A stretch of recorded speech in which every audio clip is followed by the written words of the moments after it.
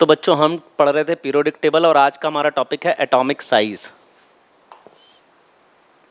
What does atomic radius and ionic radius really mean to you. अब देखो atomic radius क्या है। जैसे मैं बात करूं सोडियम एटम की, सोडियम का कॉन्फ़िगरेशन है 281, तो इसके सेंटर से बाहरी इलेक्ट्रॉन तक की जो दूरी है वो एटॉमिक रेडियस है। एटम के न्यूक्लियस से आउटर मोस्ट ऑर्बिट तक की जो दूरी है उसको हम कहेंगे एटॉमिक रेडियस। फिर उसके बाद आता है आयनिक रेडियस। अब आयनिक रेडियस क्या है? जैसे सोडियम का कॉन्फ़िगरेशन क्या हो गया 281, अगर मैं सोडियम का आयन बनाऊं तो सोडियम प्लस बनाएगा, कैटायन बनाएगा, ये अपना इलेक्ट्रॉन दे देगा। जब ये अपना इलेक्ट्रॉन दे देगा तो इसमें केवल 2 ऑर्बिट होंगे और ये होगी एक कैटायन की रेडियस। तो एक कैटायन की रेडियस जो होगी वो पेरेंट एटम से कम होगी। देखो ये सोडियम पेरेंट एटम है और सोडियम का क्या बनता है कैटायन, एक इलेक्ट्रॉन निकल जाएगा, ये 28 कॉन्फ़िगरेशन अटेन करेगा। तो यहां पर ये जो कैटायन है इसकी रेडियस कम है।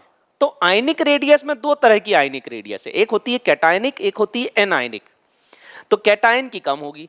अब जैसे मैंने कहा एनायन की रेडियस, मैं बात करूं क्लोरीन एटम की, क्लोरीन का कॉन्फ़िगरेशन 287, तो क्लोरीन में यहां 3 ऑर्बिट होंगे, 2 इलेक्ट्रॉन, 8 इलेक्ट्रॉन और लास्ट में कितने होंगे 7 इलेक्ट्रॉन, 1 2 3 4 5 6 7। अब क्लोरीन क्या है, क्लोरीन इलेक्ट्रॉन देगा नहीं, इलेक्ट्रॉन लेगा, ये नॉन मेटल है। क्यों? क्योंकि ये अपना ऑक्टेट कंप्लीट करना चाहता है, 288 बनाना चाहता है। तो क्लोरीन में 2 8 एंड 8, तो आउटर मोस्ट ऑर्बिट में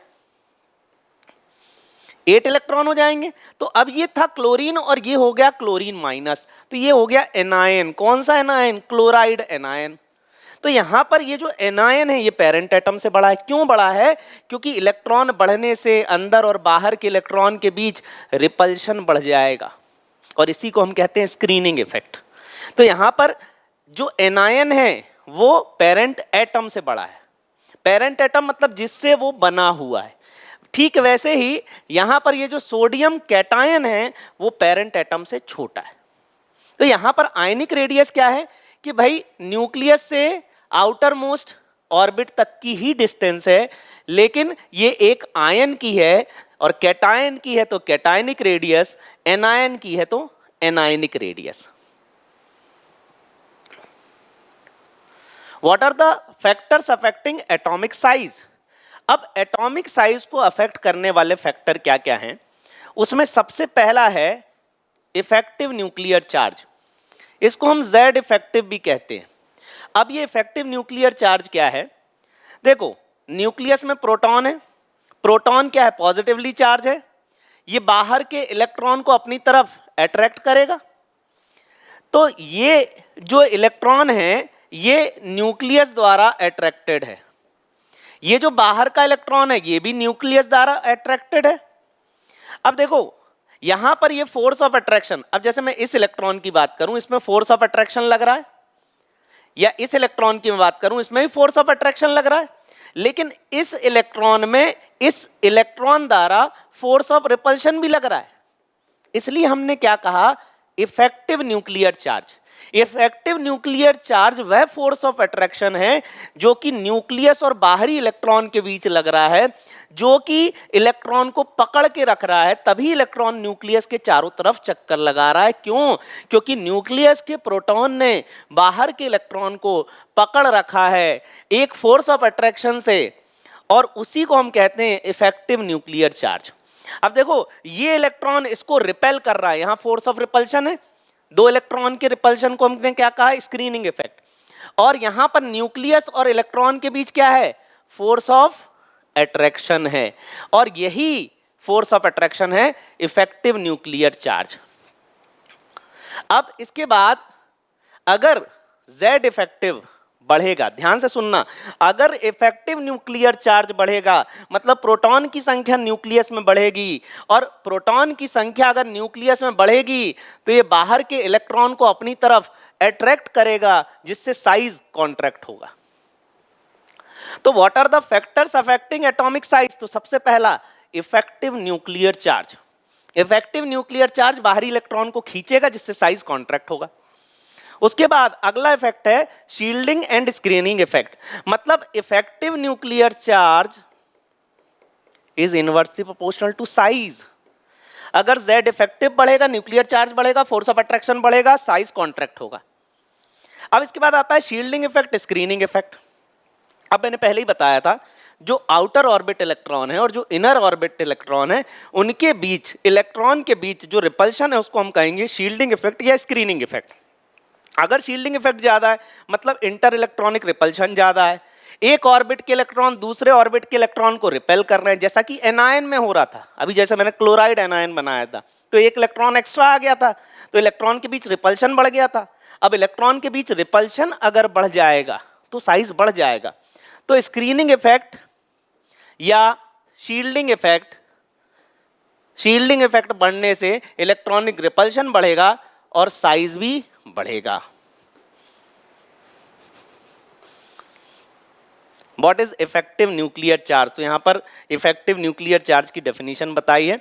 अब देखो, जैसे ये इलेक्ट्रॉन है, ये इलेक्ट्रॉन है, ये इलेक्ट्रॉन इस इलेक्ट्रॉन को रिपेल करेगा, लेकिन ये जो सोडियम का न्यूक्लियस है ये इस इलेक्ट्रॉन को अट्रैक्ट करेगा, और ये जो फोर्स ऑफ अट्रैक्शन है ये कहीं ना कहीं इस फोर्स ऑफ रिपल्शन से ज्यादा होगा। ये force of attraction force of repulsion से ज्यादा होगा, इसलिए हमने इसको कहा इफेक्टिव न्यूक्लियर चार्ज, प्रभावी nuclear charge. The attractive positive charge of nuclear proton acting on valence electron, ये वैलेंस इलेक्ट्रॉन पर जो फोर्स ऑफ अट्रैक्शन लग रहा है उसको हम कह रहे हैं इफेक्टिव न्यूक्लियर चार्ज। अब इसमें क्या है, एक और शील्डिंग इफेक्ट भी आ रहा है, और शील्डिंग इफेक्ट क्या है कि भाई ये इलेक्ट्रॉन एक दूसरे को रिपेल करेगा, लेकिन फोर्स ऑफ अट्रैक्शन ज्यादा होगा तभी तो इलेक्ट्रॉन न्यूक्लियस के चारों तरफ घूमेगा। अगर ये फोर्स ऑफ रिपल्शन ज्यादा होता तो ये इलेक्ट्रॉन इस ऑर्बिट को छोड़कर चला गया होता। ठीक है, इसलिए हम इसको बोल रहे हैं प्रभावी न्यूक्लियर चार्ज, क्योंकि प्रभाव किसका है, न्यूक्लियस में प्रोटॉन का है, अट्रैक्शन फोर्स का है। Why atomic size increases along the group? Group में टॉप टू बॉटम जाने पे साइज क्यों बढ़ता है? लिथियम की बात करें, लिथियम का कॉन्फ़िगरेशन 2n1 या फिर 1s2 2s1 लिख लो, तो लिथियम में कितने हैं, 2 ऑर्बिट हैं। वहीं सोडियम का कॉन्फ़िगरेशन 281, तो सोडियम में कितने हैं, 3 ऑर्बिट हैं। पोटेशियम की हम बात करेंगे 1 2 3 एंड 4 ऑर्बिट हैं। तो टॉप टू बॉटम अगर हम जाएंगे तो साइज बढ़ेगा। क्यों बढ़ेगा? क्योंकि इसमें ऑर्बिट बढ़ेंगे, शेल बढ़ेंगे, इसलिए साइज बढ़ेगा। तो टॉप टू बॉटम ग्रुप में जाने पर साइज बढ़ता है। क्यों बढ़ता है? क्योंकि एक नया ऑर्बिट ही इंट्रोड्यूस हो जाता है।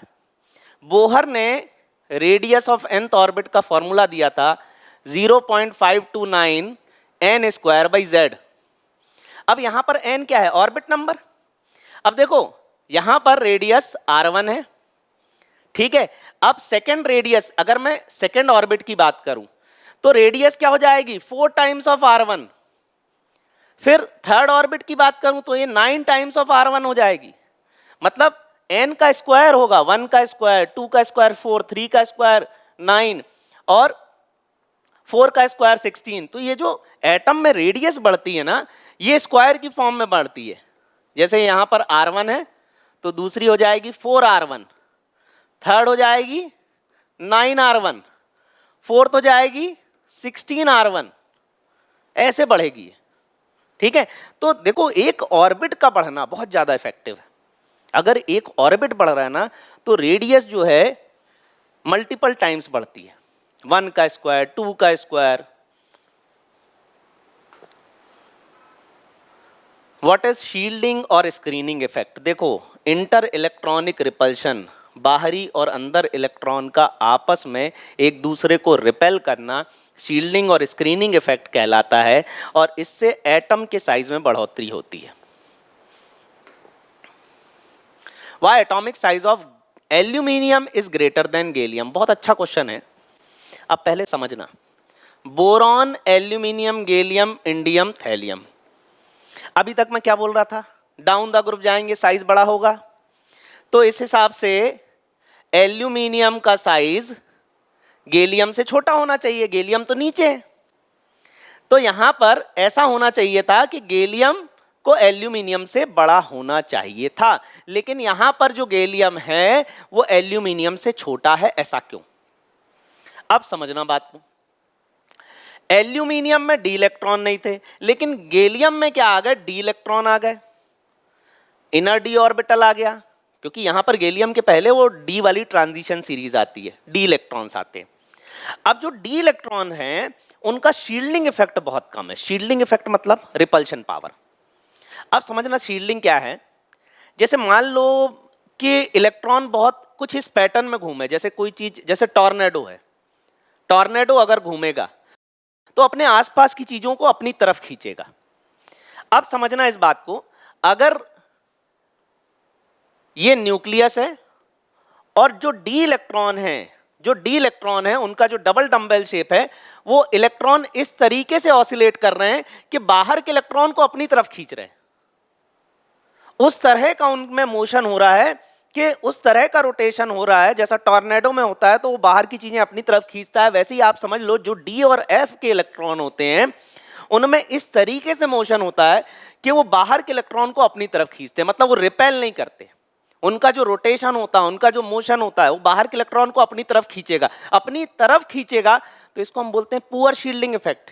वो रिपेल नहीं कर रहा। अब पुअर शील्डिंग इफेक्ट है, बाहर के इलेक्ट्रॉन को खींच नहीं रहा है, अपनी तरफ खींच रहा है, धक्का नहीं दे रहा है, तो साइज कॉन्ट्रैक्ट हो जाएगा। और यही रीजन है कि गैलियम का साइज एल्यूमिनियम से भी छोटा है, और उसको लिखने का तरीका ये है।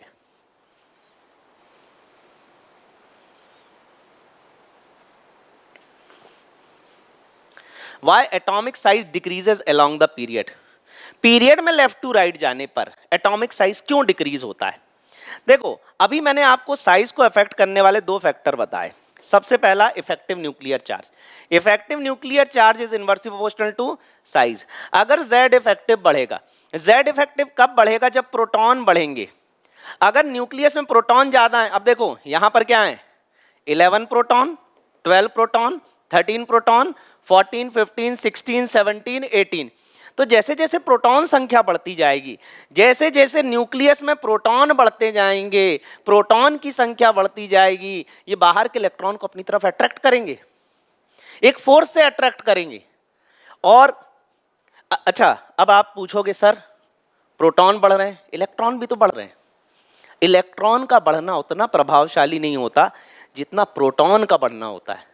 एक प्रोटॉन कुछ 1800 टाइम्स, आप मान लो एटलीस्ट 2000 गुना भारी है इलेक्ट्रॉन से। एक प्रोटॉन इलेक्ट्रॉन से एटलीस्ट 2000 गुना भारी है। तो एक प्रोटॉन का बढ़ना ज्यादा प्रभावशाली है, उसका इफेक्ट ज्यादा देखने को मिलेगा।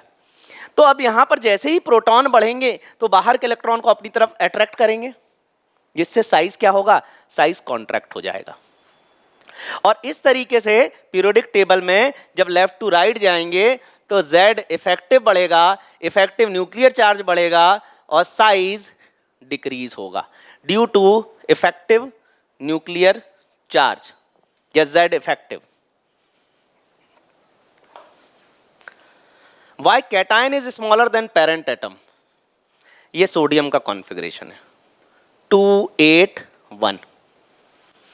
अब मैंने एक आउटर मोस्ट इलेक्ट्रॉन इसमें से निकाल दिया, और इस आउटर मोस्ट इलेक्ट्रॉन को निकालने में जो एनर्जी लगती है उसको हम कहते हैं आयनाइजेशन एनर्जी। जो अगला वीडियो होगा वो आयनाइजेशन एनर्जी के ऊपर होगा। तो ये आउटर मोस्ट ऑर्बिट निकाल दिया और जो एनर्जी लगी उसको हमने कहा आयोनाइजेशन एनर्जी। अब ये सोडियम का कॉन्फ़िगरेशन क्या हो गया? 28। पहले क्या था? 281। अब क्या हो गया? 28। अब ये है कैटायन Na पॉजिटिव और ये है पेरेंट एटम Na। तो ये जो कैटायन है ये स्मॉल है, किससे? पेरेंट एटम से। अब इसका जो आउटर मोस्ट शेल है वो चला गया, उसकी वजह से ये स्मॉल है due to loss of outermost orbit electron या आउटर मोस्ट ऑर्बिट। तो अब देखो ये पेरेंट एटम है, इसमें 3 ऑर्बिट हैं और ये Na+ है, इसमें 2 ऑर्बिट हैं। तो इसका आउटर मोस्ट इलेक्ट्रॉन चला गया, उसकी वजह से ये Na पॉजिटिव जो है ये स्मॉलर है। That is why cation is smaller than parent atom. Outer most orbit remove हो जाता है इस वजह से। अच्छा, एक और रीजन है, यहां पर 11 प्रोटॉन थे, 11 इलेक्ट्रॉन थे, लेकिन यहां एक इलेक्ट्रॉन चला गया तो 11 प्रोटॉन है और कितने इलेक्ट्रॉन है, 10 इलेक्ट्रॉन है। तो यहां पर रिलेटिवली प्रोटॉन बढ़ गए, यहां प्रोटॉन की संख्या बढ़ गई, रिलेटिवली प्रोटॉन बढ़ गए, प्रोटॉन की संख्या बढ़ गई, मतलब कहीं ना कहीं Z इफेक्टिव बढ़ गया, इफेक्टिव न्यूक्लियर चार्ज बढ़ गया।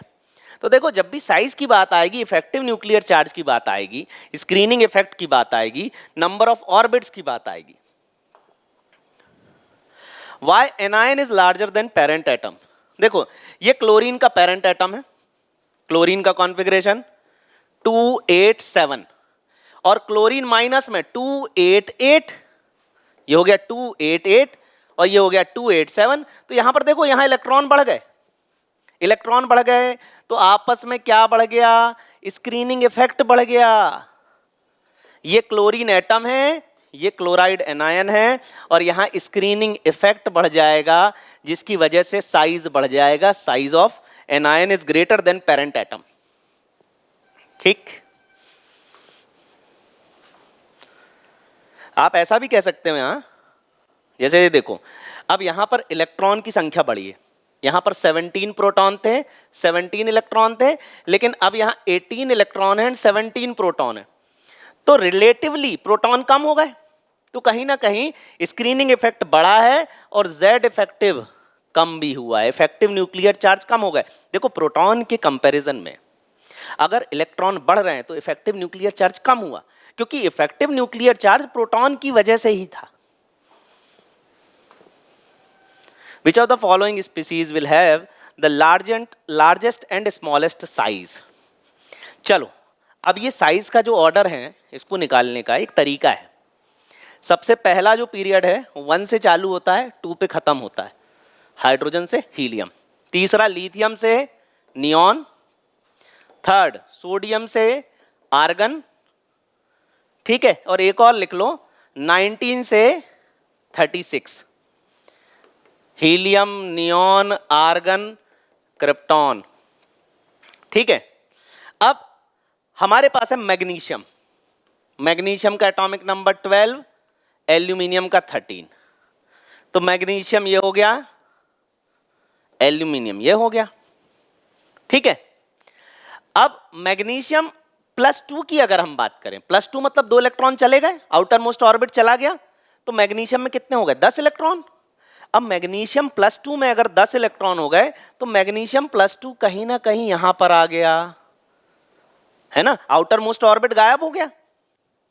अरे, मैग्नीशियम का कॉन्फ़िगरेशन 282, ये 2 इलेक्ट्रॉन, ये 8 इलेक्ट्रॉन, ये 2 इलेक्ट्रॉन। मैंने बोला मैग्नीशियम +2 बनाना है, मैग्नीशियम +2 मतलब ये 2 इलेक्ट्रॉन निकाल देना है, तो इसके पास कितने हैं, 2 ऑर्बिट है। ये मैग्नीशियम है, ये मैग्नीशियम +2 है, तो कहीं ना कहीं इसका तो आउटर मोस्ट ऑर्बिट चला गया, तो ये तो छोटा ही होगा। अब जैसा कि हमने पढ़ा, पीरियड में लेफ्ट टू राइट जाने पे साइज स्मॉल होता है, साइज डिक्रीज होता है, ठीक है। तो क्यों ऐसा होता है, क्योंकि इफेक्टिव न्यूक्लियर चार्ज बढ़ता है, नंबर ऑफ प्रोटॉन बढ़ते हैं। तो यहां पर मैग्नीशियम एल्यूमिनियम से बड़ा है, तो करेक्ट ऑर्डर होगा magnesium is greater than aluminium, ठीक है। अब यहां पर जितना ज्यादा प्लस चार्ज आएगा, अब Mg+2 एंड Al+3 में कंपेयर करता हूं, इनमें से कौन बड़ा है, ठीक है। अच्छा, मैग्नीशियम एल्यूमिनियम दोनों ही इनसे बड़े होंगे, क्यों, क्योंकि इनके पास 10-10 इलेक्ट्रॉन है, अब इनके पास 2 ही ऑर्बिट है, तीसरा ऑर्बिट नहीं है। अब Mg+2 एंड Al+3 इसकी अपन बात करें तो यहां पर कितने हैं, 12 प्रोटॉन, और यहां पर कितने हैं, 13 proton.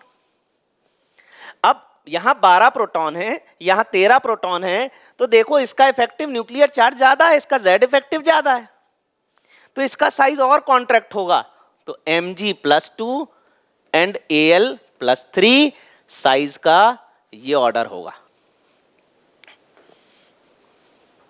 What is lanthanide contraction?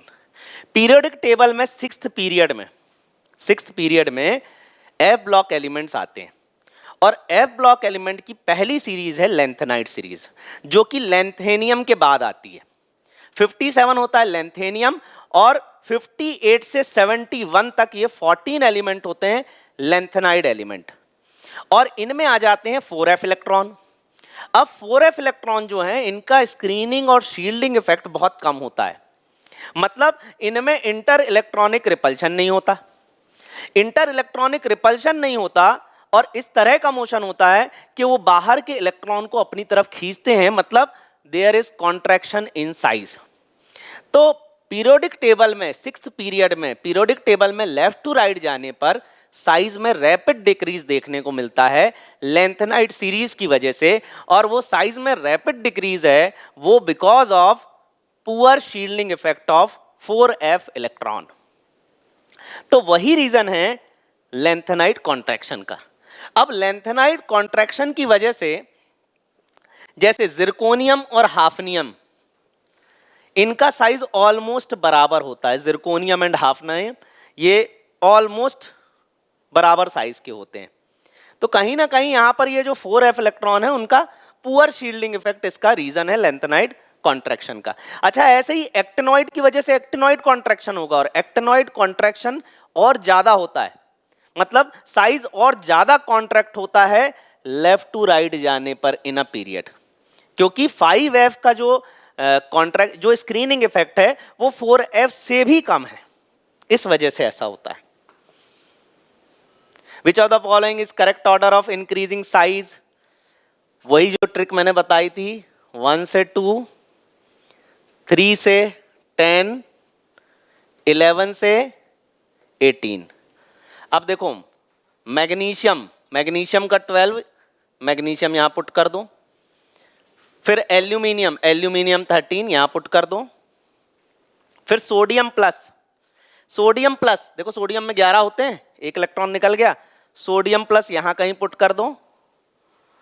और ऑक्सीजन -2, ऑक्सीजन -2 इसी रेंज में मैं यहां पुट कर देता हूं, ऑक्सीजन -2। ठीक है, अब समझते हैं।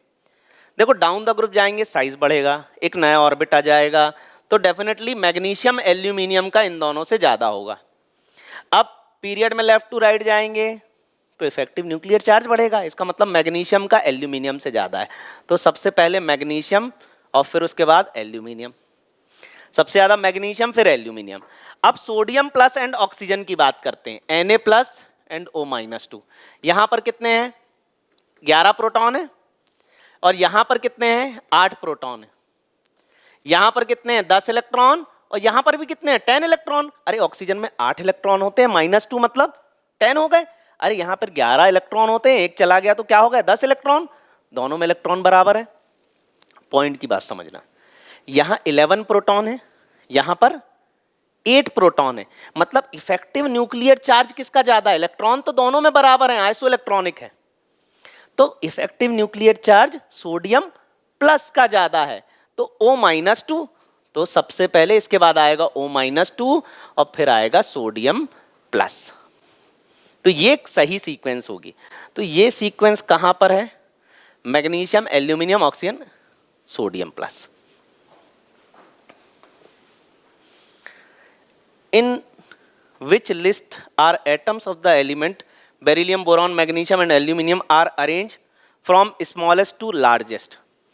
हाँ ठीक है, वही ट्रिक, बेरिलियम 4, बोरॉन 5, मैग्नीशियम इसके नीचे, एल्यूमिनियम इसके नीचे। यहां पर साइज बढ़ेगा, यहां पर डिक्रीज होगा, तो मैग्नीशियम एल्यूमिनियम से बड़ा होगा और बेरिलियम बोरॉन से। तो मैग्नीशियम, एल्यूमिनियम, बेरिलियम, बोरॉन, सी होगा सबसे बड़ा। मैग्नीशियम, फिर एल्यूमिनियम, फिर बेरिलियम, फिर boron. Which group of atom have nearly same atomic radius? इनमें से कौन से ग्रुप के जो एटम हैं उनकी एटॉमिक रेडियस बिल्कुल सिमिलर है? तो देखो कहीं ना कहीं वो बात किसकी कर रहा है? कहीं ना कहीं वो बात लेंथेनाइड कॉन्ट्रैक्शन की कर रहा है, या फिर पुअर शील्डिंग इफेक्ट की कर रहा है। अब यहां पर सोडियम, पोटेशियम, रुबिडियम, सीजियम नहीं हो सकता सेम, ये तो इस तरीके से अरेंज है, sodium, potassium, rubidium, caesium, same group के एलिमेंट नहीं, सेम पीरियड के एलिमेंट होंगे वो, जिनके साइज में बिल्कुल डिफरेंस नहीं आ रहा। लिथियम, बेरिलियम, बोरॉन, कार्बन, इसमें भी साइज में डिफरेंस है। फ्लोरीन, क्लोरीन, ब्रोमीन, आयोडीन, ये भी टॉप टू बॉटम अरेंज है। फे, कोनी, आयरन, कोबाल्ट, निकल, ये डी ऑर्बिटल इलेक्ट्रॉन है, और इनके साइज, इनकी एटॉमिक रेडियस ऑलमोस्ट सिमिलर है।